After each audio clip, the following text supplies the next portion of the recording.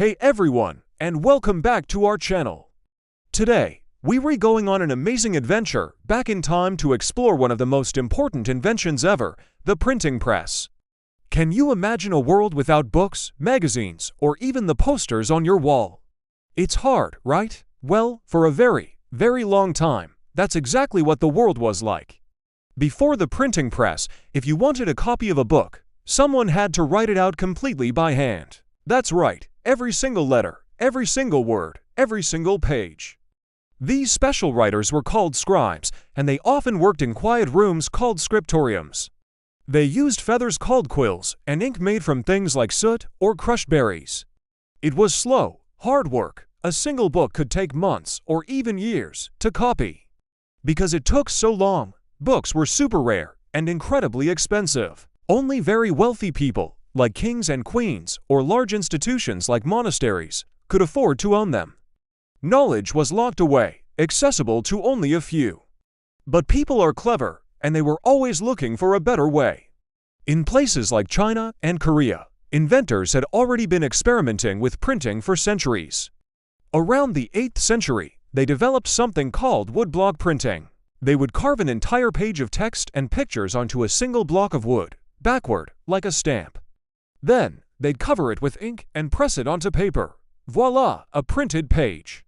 This was much faster than handwriting, and you could make many copies from one block. This technique was amazing and allowed ideas to spread more easily than ever before. But it still had a big problem. You had to carve a brand new block for every single page. Imagine carving a whole dictionary. That would be a forest of wood blocks. So, the next brilliant idea was movable type. Instead of carving a whole page, what if you carved each character separately?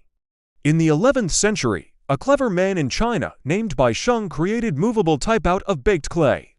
Later, in Korea, they even made movable type from metal. This was a huge leap forward. You could arrange the individual characters to form words and sentences, print as many pages as you needed, and then rearrange the same letters to print something completely different. It was like having a set of letter blocks you could use over and over again. This was a fantastic invention, but the Chinese and Korean languages have thousands of characters, which made organizing and using the movable type very complicated. Now, let's travel to Europe, to the city of Mainz, Germany, around the year 1440. Here we meet our hero, a man named Johannes Gutenberg. Gutenberg was a skilled metalworker and a brilliant inventor. He knew about woodblock printing and maybe even heard whispers of movable type from the East. He saw how slow and expensive it was to produce books, and he had a grand idea to change everything. Gutenberg wanted to combine several existing technologies to create a super-efficient printing system. First, he needed durable, uniform letters. Using his metalworking skills, he developed a special mold and a unique alloy of lead, tin, and antimony. This allowed him to mass-produce identical metal letters, lots and lots of them. For the first time, all the A's looked the same, and all the B's looked the same. This made the text look clean and professional. Next, he needed a better ink. The water-based inks used for woodblock printing would just run off the metal type. So, Gutenberg developed a new kind of oil-based ink that was thick and sticky, perfect for clinging to the metal letters and transferring cleanly to paper. Finally, he needed a way to press the paper and type together with enough force. Handwriting and woodblock printing just used hand pressure. Gutenberg got inspired by something people used every day, the wine press and the olive press, which used a giant screw to squeeze juice from grapes and olives. He adapted this powerful machine to create his printing press. A printer, called a compositor, would arrange the metal letters into lines of text on a frame. This frame was then inked, a sheet of paper was laid on top, and the whole thing was slid under the press. A pull of a large handle would turn the screw, pressing the paper firmly and evenly against the ink type. When the press was released, you had a perfectly printed page. Gutenberg's system was a game changer. His team could print up to 3,600 pages in a single day. Compare that to a scribe who might finish just 1 or 2 pages. The first major book Gutenberg printed was, fittingly, the Bible. The Gutenberg Bible, as it's now called, was beautiful, legible, and most importantly, reproducible. He printed about 180 copies, and this marked the beginning of a revolution. The impact of Gutenberg's printing press was mind-blowing. Suddenly, books could be made quickly and cheaply. The price of books plummeted. For the first time in history, ordinary people, not just the super-rich, could afford to buy them. Ideas, stories, and knowledge which had been trapped in monasteries and palaces were unleashed upon the world. Printing shops popped up in cities all across Europe. News, scientific discoveries, and new ways of thinking spread like wildfire. Scientists like Copernicus could share his radical idea that the Earth revolved around the sun. Explorers like Christopher Columbus had their letters about the New World printed and distributed, inspiring a whole new age of exploration. People could read the Bible in their own language, leading to massive changes in religion during a period called the Reformation. The printing press fueled the Renaissance, a great flowering of art, science, and learning. It made it possible for more people to learn to read and write, empowering them with knowledge and the ability to form their own opinions. It's not an exaggeration to say that the printing press helped build the modern world. It laid the foundation for public education, for newspapers, for democracy, and for the scientific revolution. Every time you pick up a book, read a comic, or even look at the text on your screen, you're experiencing the legacy of Johannes Gutenberg and his incredible invention. From hand-carved wood blocks in ancient China to the clanking metal press in a German workshop, the journey of printing is a story about the power of an idea to change the world. It reminds us that one clever invention can unlock the knowledge of humanity and share it with everyone. Thanks so much for joining our journey back in time today. I hope you had fun learning about the printing press. What other inventions do you think changed the world? Let me know in the comments below. Don't forget to like this video, subscribe to our channel for more amazing stories, and hit that notification bell so you never miss an adventure. See you next time. Hey everyone, and welcome back to our channel. Today, we're stepping back in time to explore something super cool you might find in a medieval castle, the tiles. Yeah, I know what you're thinking, tiles. Aren't those just for floors? Well, yes and no. In the Middle Ages, these weren't just ordinary floor coverings. They were pieces of art, storybooks, and even status symbols.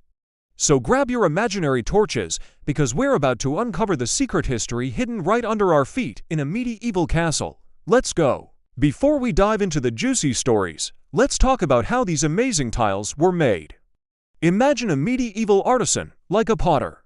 They'd start with a big lump of clay, roll it flat, and cut it into squares, triangles, or other cool shapes. For the fancy ones, they'd press a wooden stamp, kind of like a cookie cutter with a design on it, into the soft clay. This left an impression. Then, they'd fill that impression with a different colored clay, usually a creamy white or a pale yellow. After scraping off the excess, they'd have a two-tone tile. Finally, it would be glazed and fired in a kiln, a super hot oven, which made it shiny, durable, and ready to tell its story for centuries. It was a painstaking process, but the results were absolutely stunning. Now, let's get to the fun part, the designs. These tiles weren't just random patterns. They were a medieval version of Instagram, telling everyone who you were and what you were all about.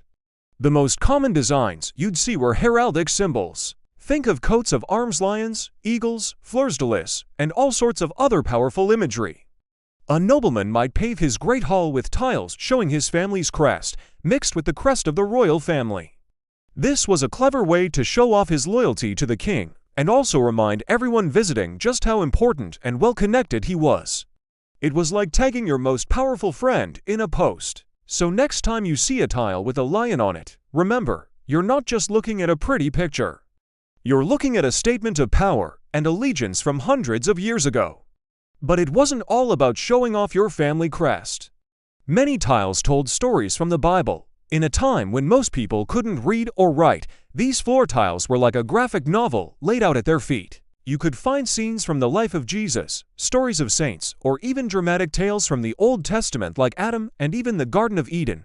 These were especially common in churches, abbeys, and monasteries. Imagine walking into a grand cathedral and the floor itself tells you the most important stories of your faith. It was a powerful tool for teaching and reminding people of their beliefs every single day. The vibrant colors and clear images made these complex stories accessible to everyone, from a humble peasant to a wealthy lord. Beyond religion and royalty, medieval tiles also celebrated the world of fantasy and folklore. This is where things get really interesting.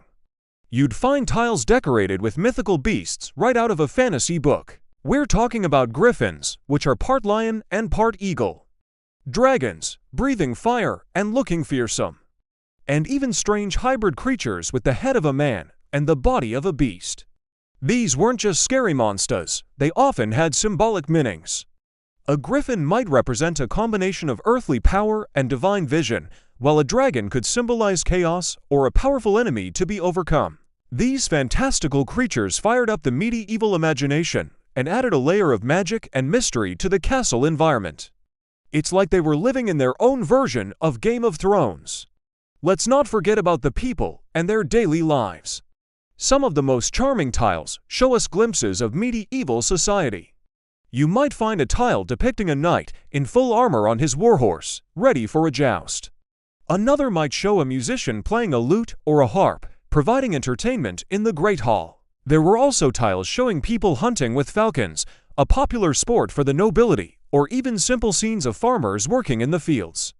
These tiles act like little snapshots, freezing a moment in time and giving us a direct window into the activities, hobbies, and social structure of the Middle Ages. They show us that beyond the kings and queens, there were real people with their own lives, passions, and professions. One of the most fascinating types of tiles are the ones that form a larger picture when put together.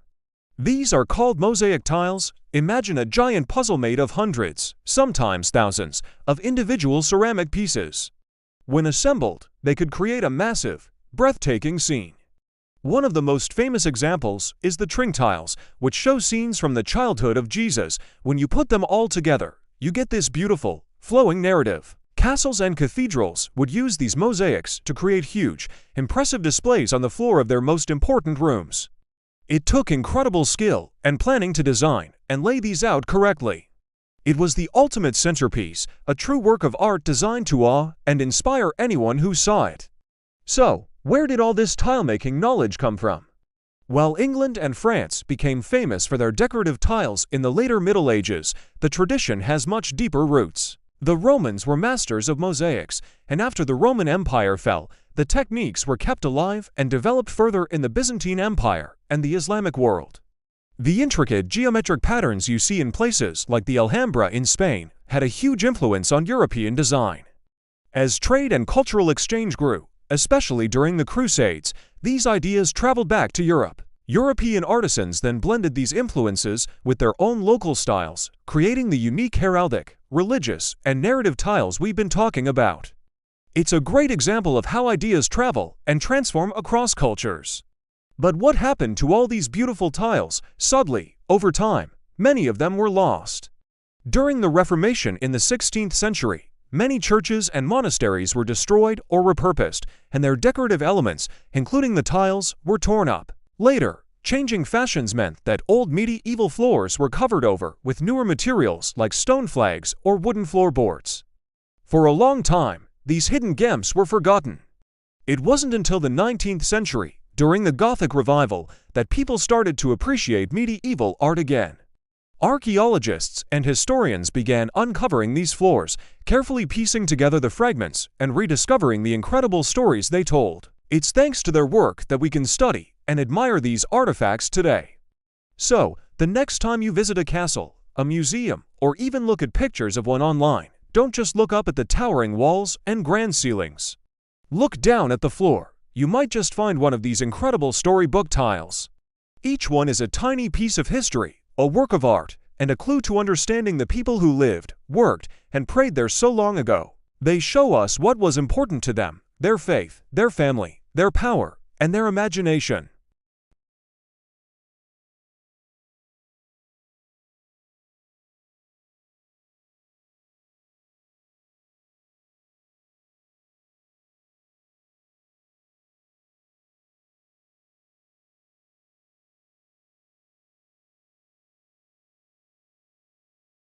Let me know in the comments which tile design was your favorite: the heraldic lions, the mythical griffins, or something else entirely.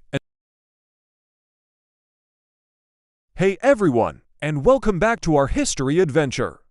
Imagine stepping into a giant stone stadium, packed with thousands of cheering people. The sun is bright, the crowd is roaring, and in the center of the sandy arena, two warriors in shining armor are about to begin the most famous contest in the ancient world. Sound exciting? Well, today we're traveling back in time, almost 1,000 years ago, to the Roman Empire to uncover the incredible story of the gladiators. Who were these famous fighters? Where did they come from? And what was their life really like? Get ready, because we're about to dive into the world of helmets, shields, and the legendary Roman Colosseum. So, what exactly is a gladiator? The word gladiator comes from the Latin word gladius, which means sword. So, a gladiator was literally a swordsman, but they used way more than just swords. These were professional fighters in ancient Rome who entertained the public by fighting against other gladiators and sometimes even wild animals. But this wasn't just a random street brawl. These were highly organized events, a bit like the big sporting events we have today, but way more intense. These games, called munera, were a huge part of Roman culture. They were held to celebrate military victories, honor important people, or sometimes just for fun. The biggest and most famous of these events took place in the one and only Colosseum in Rome, a massive amphitheater that could hold over 50,000 spectators. Can you imagine a stadium that big, filled with people chanting and cheering? Now, you might be wondering, who would choose a job like this? It sounds pretty dangerous, right? Well, most gladiators didn't actually choose this life. The vast majority were enslaved people, prisoners of war, or criminals who were sentenced to fight in the arena. For them, it wasn't a choice, it was a punishment. However, if they were strong and skilled enough to survive, they could become incredibly famous and might even win their freedom. Becoming a successful gladiator was one of the very few ways an enslaved person could change their destiny. There were also some free men, called octorati, who volunteered to become gladiators. Why? Some did it for the fame and glory, others for the prize money, and some just for the thrill of the fight. It was a risky path, but the rewards could be huge. These volunteer gladiators were like the extreme sports athletes of their day. Life as a gladiator wasn't all about fighting in the arena. Before they ever stepped onto the sand, they had to train, and train hard. They lived and trained in special schools called ludi. Think of it like a super strict boarding school combined with a high-tech gym.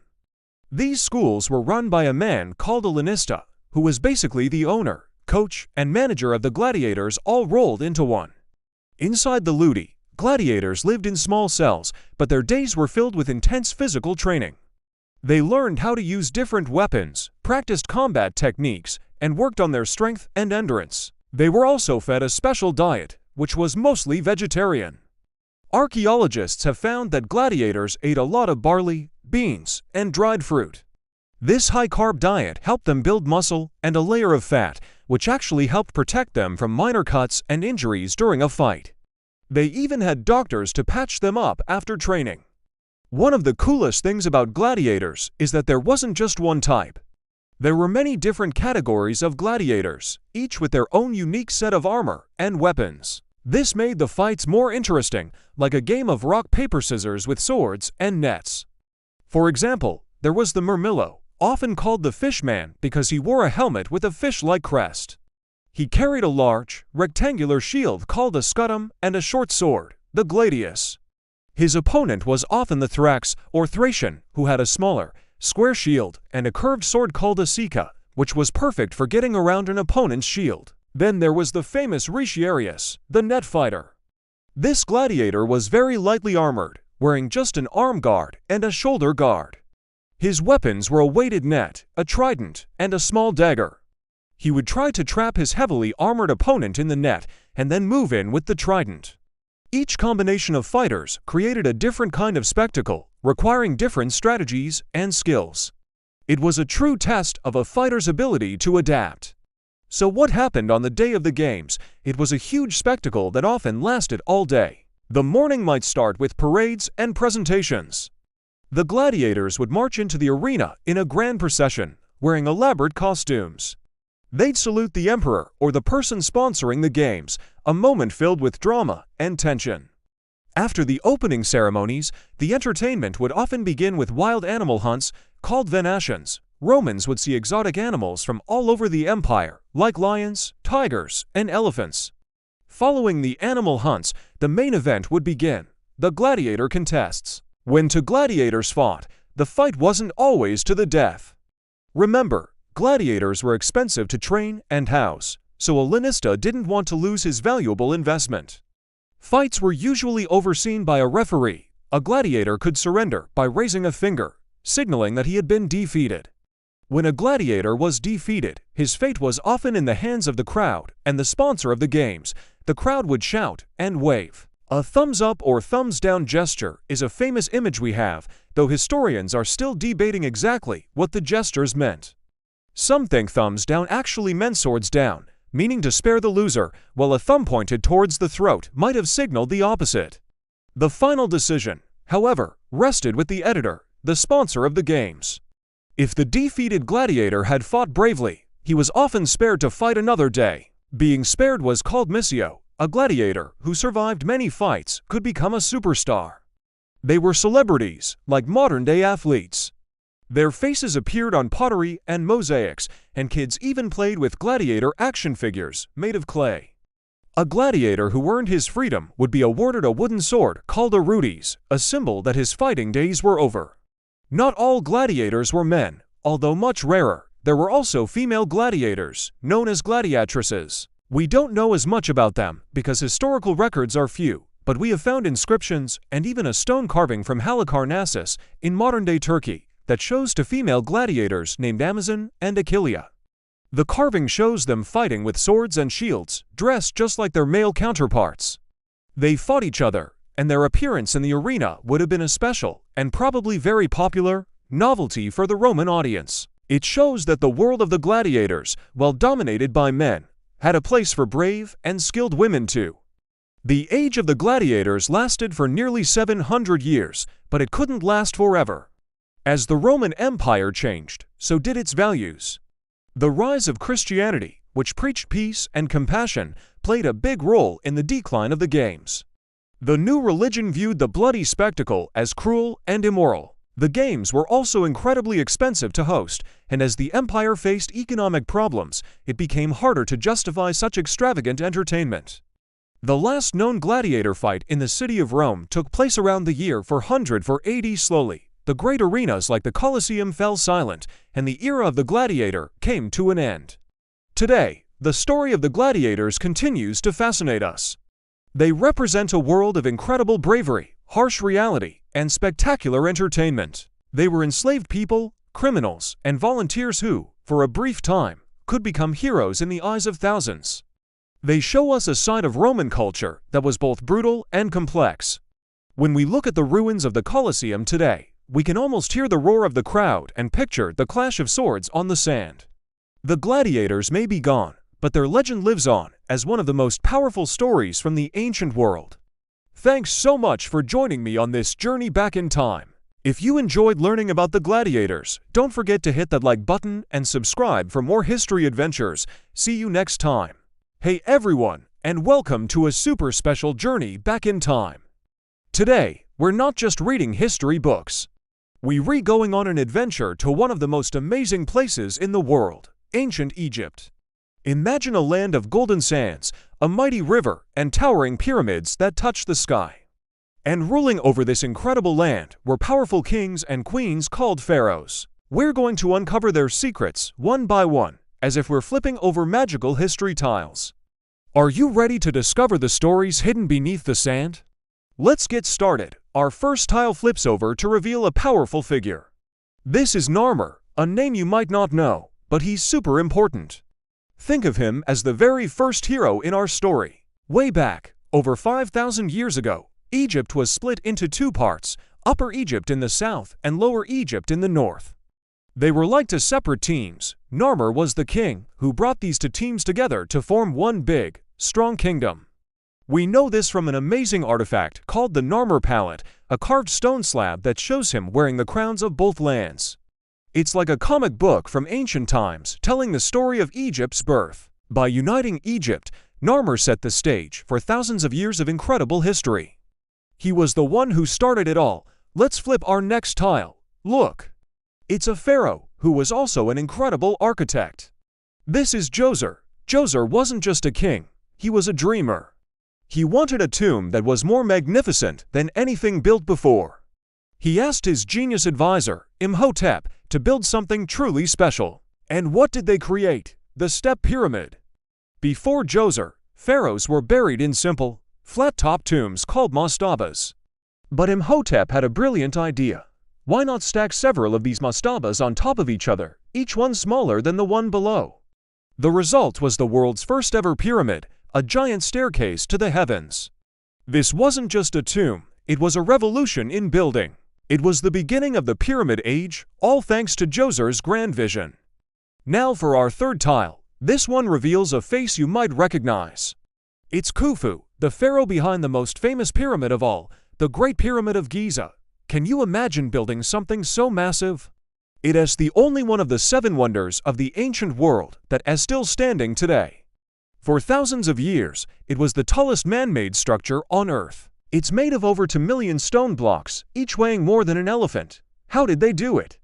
Scientists are still debating, but it took incredible planning, thousands of skilled workers, and a whole lot of effort. Khufu's pyramid wasn't just a tomb, it was a statement.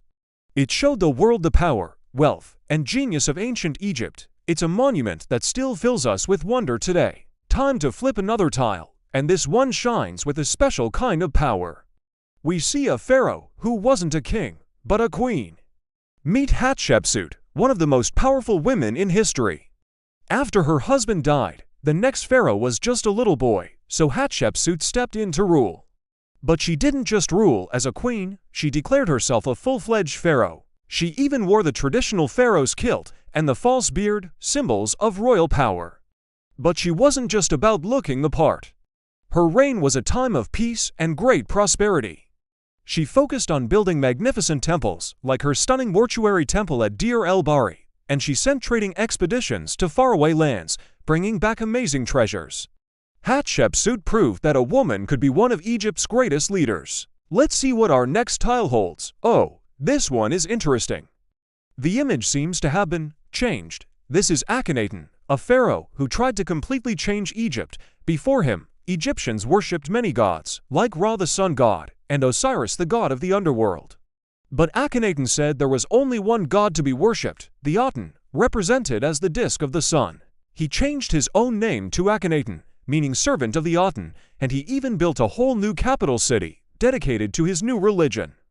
He also changed art, encouraging a more realistic, and sometimes strange-looking, style.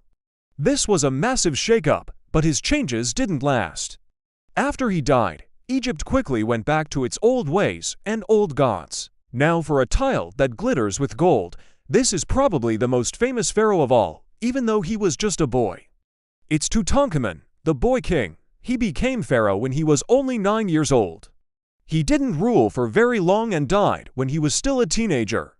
For thousands of years, he was mostly forgotten. So why is he so famous now?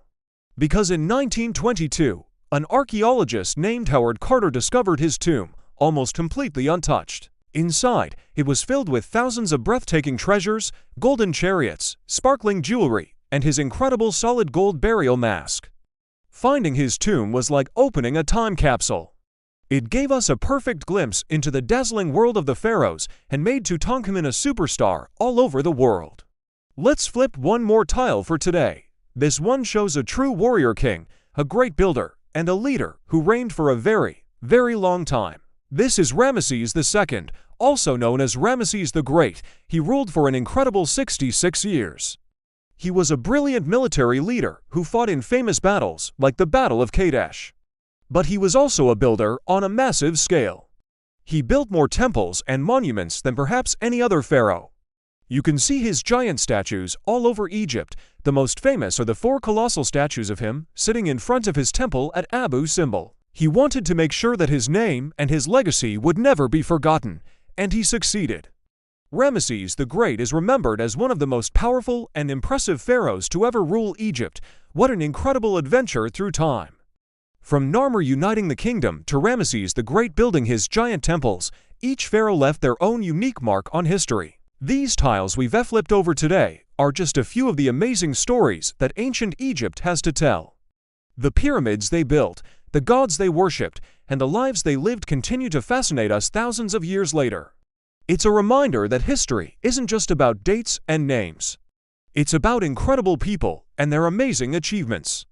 Thank you so much for joining me on this journey into the world of the pharaohs. I hope you had as much fun as I did. There are so many more stories to uncover and so many more secrets to find. If you enjoyed our trip back in time, don't forget to hit that like button, subscribe to the channel, and ring the bell so you won't miss our next adventure. What part of history should we explore next? Let me know in the comments below. Thanks for watching, and see you next time. Hey everyone, and welcome back to our channel. Today, we're doing something super exciting and a little different. We're going to travel back in time and learn about history, but with a fun, crafty twist. Get ready to create your very own history timeline with these awesome cutout tiles. It's like building a puzzle of the past. So, what are we talking about today? We're diving into the incredible world of ancient Egypt. Think pyramids, pharaohs, and mysterious hieroglyphs. It's one of the most fascinating civilizations ever, and we're going to bring it to life right here. First things first, you'll need the printable sheet that goes with this video.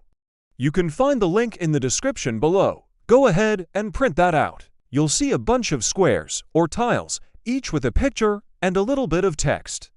You lines also need a pair of scissors. Make sure to ask a grown-up for help with these and some glue or tape. A big piece of paper or cardboard would be great too, to stick your timeline tiles on. Ready? Let's start our journey. Our first tile is all about the Nile River. The Nile is the longest river in the world, and for the ancient Egyptians, it was everything. They called the area around it the Black Land because the river would flood every year and leave behind dark, rich soil that was perfect for growing crops. Without the Nile, there would be no ancient Egypt as we know it. So, find that tile with the long, blue river, carefully cut it out, and let's place it at the very beginning of our timeline. Next up, we have the pharaohs. Pharaohs were the kings and queens of ancient Egypt. They were seen as powerful rulers, almost like gods on earth. One of the most famous pharaohs was a young king named Tutankhamun, or King Tut. His tomb was discovered in 1922, and it was filled with incredible treasures. Find the tile with the pharaoh wearing a cool headdress. That's our next piece of the puzzle. Cut it out and stick it right next to the Nile River tile. Now, what's the first thing you think of when you hear ancient Egypt?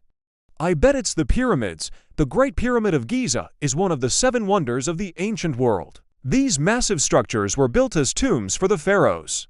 It took thousands of workers many years to build them, using giant blocks of stone. It's still a bit of a mystery how they did it without modern machines. Find your pyramid tile, cut it out, and add it to your growing timeline. It's starting to look awesome, isn't it? Let's move on to their writing system. The ancient Egyptians didn't use letters like we do. They used pictures called hieroglyphs. Each little picture could represent an object, an idea, or a sound. They would carve these symbols into temple walls or write them on a type of paper called papyrus, which was made from a plant that grew along the Nile. Find the tile with all the cool symbols on it. That's our hieroglyphs tile. Go ahead and cut that one out and place it next to your pyramid. Ancient Egyptians also had a very interesting view on the afterlife. They believed that when a person died, their soul would go on a journey to another world. To prepare for this, they would mummify the body, which means preserving it. They would wrap it in linen bandages to keep it safe for the journey. This is why we have found so many well-preserved mummies today, which teach us a lot about their lives. Find the tile that shows a mummy or a sarcophagus, which is the decorated coffin they were placed in. Cut it out and add it to your timeline. Let's talk about the gods and goddesses. The Egyptians worshipped many different deities. There was Ra, the sun god, who was one of the most important. He was often shown with the head of a falcon. There was also Anubis, the god of mummification, who had the head of a jackal. And Isis, a powerful goddess who was a protector of the people. They built huge, beautiful temples to honor their gods. Find the tile with some of these Egyptian gods on it. Cut it out and place it on your timeline. Our history puzzle is almost complete. Now for our final tile of the day, the Sphinx. The Great Sphinx of Giza is a giant statue with the body of a lion and the head of a human, believed to be a pharaoh. It's located near the pyramids and is thought to be a guardian, protecting the tombs. It's one of the oldest and largest statues in the world. It's another one of those incredible mysteries from ancient Egypt. Find your Sphinx tile, cut it out, and place it at the end of your ancient Egypt timeline. And there you have it. Look at your amazing timeline. We've traveled from the life-giving Nile River, met the pharaohs, built pyramids, decoded hieroglyphs, learned about mummies and gods, and stood before the mighty Sphinx. You've just created your very own piece of history. You can hang this up in your room or keep adding to it as we explore more amazing times and places in our future videos. What was your favorite part about ancient Egypt? Let me know in the comments below. I'd love to see pictures of your finished timelines too. You can ask a grown-up to help you share them on social media and tag us. Thanks so much for crafting and learning with me today. It was so much fun. Don't forget to like this video if you had a good time and subscribe to the channel so you don't miss our next trip back in time. We have so many more places to go and things to discover together. See you next time, History Explorers. Bye. Hey everyone, and welcome back to the channel. If you're a parent, a teacher, or just anyone looking for fun and creative ways to get kids excited about learning, you're going to love what I have for you today. We all know how challenging it can be to pull our kids away from screens and get them engaged with something more hands-on. We've tried the textbooks, the documentaries, but sometimes what you really need is something they can touch, create, and truly make their own. That's why I was so thrilled when I discovered these amazing history-themed activity pages. So, what are they? Imagine single, beautifully designed pages packed with these little sections or tiles. Think of them like a creative treasure chest on a single sheet of paper. Your kids get to be the archaeologists and artists, carefully cutting out each tile, and the themes are just fantastic. 1 minute they're exploring ancient Egypt, cutting out a tile with a powerful pharaoh. The next, they're transported to the Colosseum with a tile featuring a brave Roman gladiator. Then, they might journey to the Middle Ages to construct a medieval castle, or jump forward in time to learn about a world-changing invention like the printing press. What I absolutely adore about this concept is how it blends multiple learning styles into one simple activity. First, there's the fine motor skill development.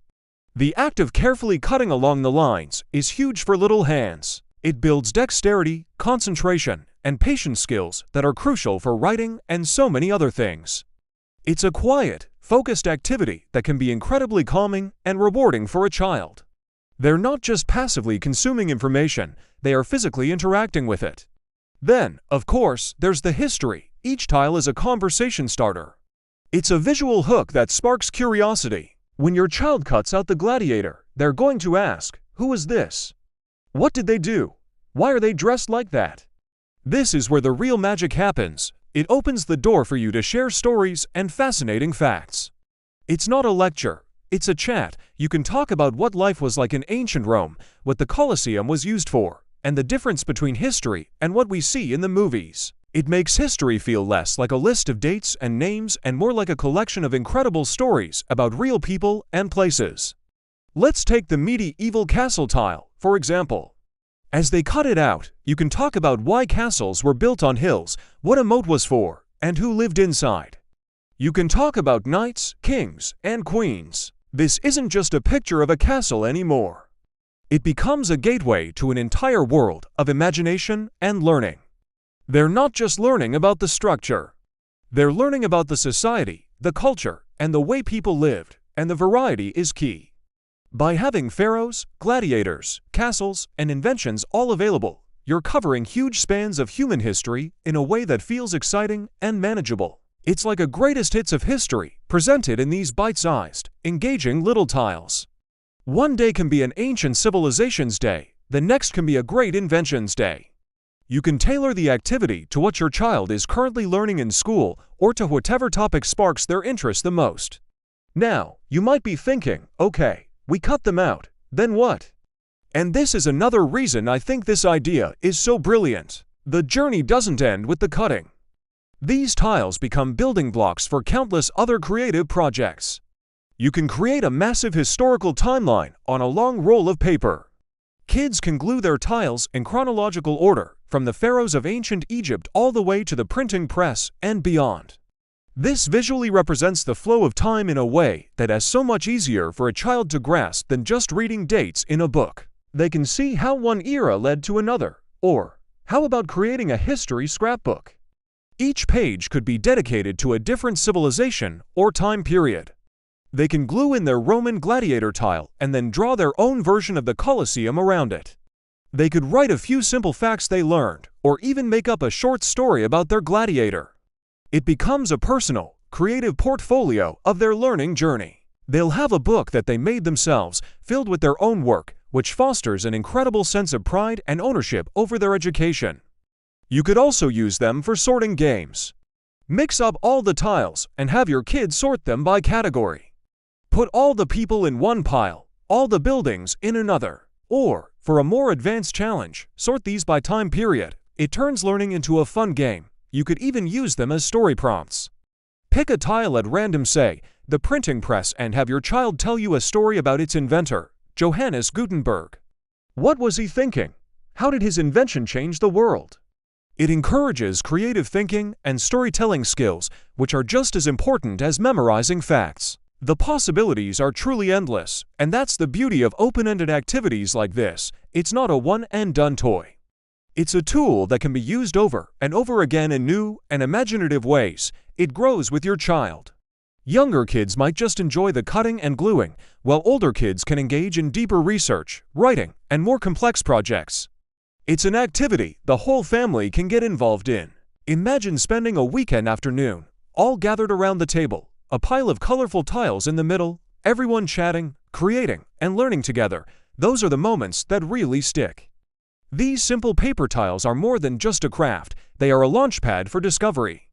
They encourage fine motor skills, spark historical curiosity, and provide a foundation for countless creative projects. They help make abstract concepts like time and history tangible and understandable for young minds. In a world saturated with digital content, there is something so special and effective about getting back to basics with paper, scissors, and glue. It's about creating, not just consuming. It's about asking questions, not just getting answers. So, if you're looking for an activity that is fun, educational, and incredibly versatile, I highly recommend giving something like this a try. Turn your kitchen table into a time machine and watch your child's imagination and knowledge soar. It's a fantastic way to make learning an adventure. What do you all think? What are some of your favorite hands-on ways to teach history? Let me know down in the comments. I'd love to hear your ideas. Thanks so much for watching today. If you enjoyed this video, please give it a thumbs up and don't forget to subscribe for more fun learning ideas. See you in the next one. Bye. History isn't just a textbook, it's a story. And what if your kids could hold that story in their hands?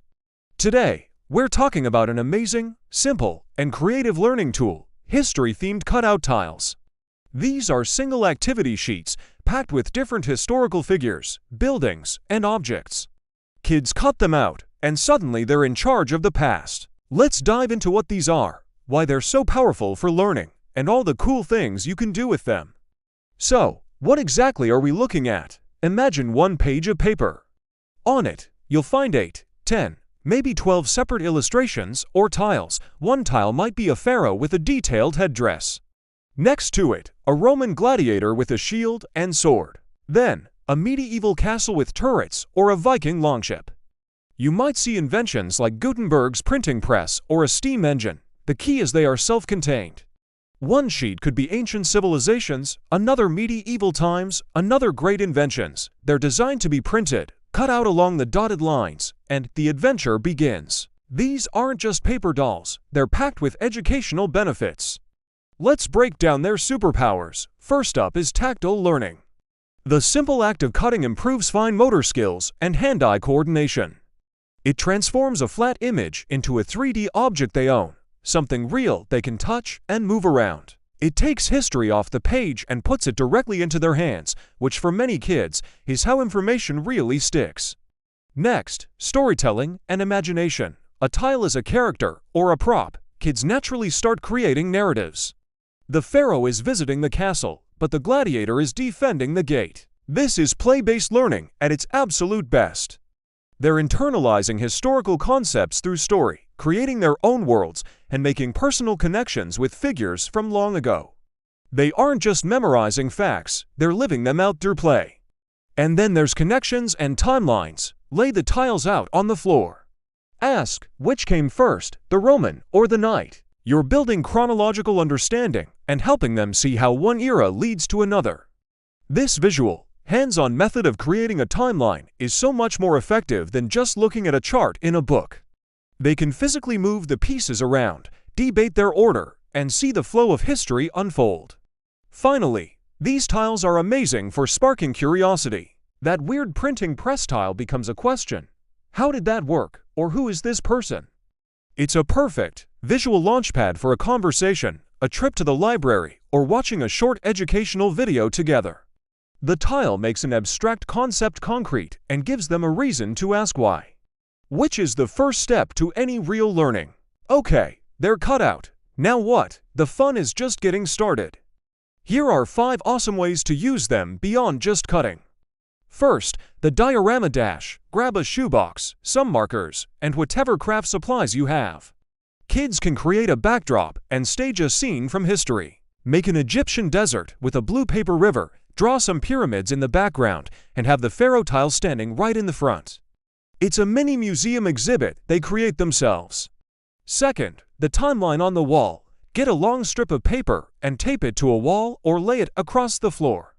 Kids can place the tiles where they think they belong. It becomes a living, changing display. As they learn more, they can move the tiles around, add dates, and draw lines connecting events. Third, a history journal or interactive notebook. This is fantastic for older kids. Glue a tile into a notebook and have them write a fact file about it, or even a diary entry from that person's perspective. Imagine writing about a day in the life of a Viking. They could also draw other related items around the tile to build out the scene. Fourth, use them as game pieces. Create your own board game. Just draw a path on a piece of paper. The tiles are your players. You can add historical challenges to the spaces. The Viking ship encounters a storm. Move back to spaces. Or you invented the printing press. Move ahead 3 spaces. It gamifies learning and makes it a fun family activity. And number 5, sorting and categorizing. This is a brilliant critical thinking exercise. Give them a pile of tiles and ask them to sort them. They could sort by time period, by category like leaders, warriors, buildings, or inventions, or even by continent. How you sort them tells a different story each time and helps them find patterns in history. To get the most out of these tiles, here are a few quick tips for parents and educators. First, cardstock is king. If you can, print on slightly thicker paper. It just holds up so much better for play and stands up more easily. Next, tabs are friends. Many of these cutouts will have a little foldable tab at the bottom. Don't cut it off. Fold it back to make a stand. It gives you instant stability and turns your flat paper tile into a little standee. If you're in a classroom or know these are going to get heavy use, laminating is forever. Laminate the whole sheet before you cut anything out. You'll have a set of super durable tiles that will last for years and years, and most importantly, follow their lead. If they just want to play and make up a wild story where the gladiator pilots a spaceship to visit a samurai, go with it. Let them be creative. The engagement and the fun are the most important first steps. The structured learning can come later. History cutout tiles are so much more than a craft. They're a gateway. They turn passive reading into active creation. They build fine motor skills, spark imagination, and make the past something you can literally hold in your hand. So, find some sheets online, hit print, and hand over the scissors. Watch as the pyramids rise, the castles are defended, and history comes alive right on your kitchen table. Thanks for watching, and don't forget to like and subscribe for more creative learning ideas.